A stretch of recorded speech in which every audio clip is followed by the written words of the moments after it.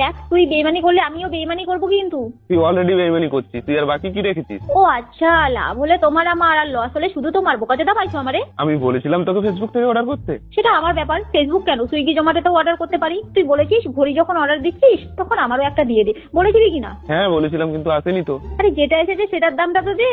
আরে আমি তো নাইটি অর্ডার করতে বলিনি। আরে আমি তো নাইটি অর্ডার করিনি। যে ঘড়িটা ফ্লিপকার্টে 1200 টাকা দেখাচ্ছিল সেটা ফেসবুকে 600 টাকায় পেয়েছিলাম। 1200 টাকায় দুটো হয়ে যাবে ভেবেই তো ফেসবুকে অর্ডার দিয়েছিলাম। এবার তুই বল, আমি ঘড়িটাই পেলাম না, টাকাটা দেবো কিভাবে? এবার ঘড়ির বদলে যদি কেউ দুটো নাইটি ঢুকিয়ে পাঠিয়ে দেয় আমি কি করব? ফোন করছি, ফোনটাও অফ বলছে।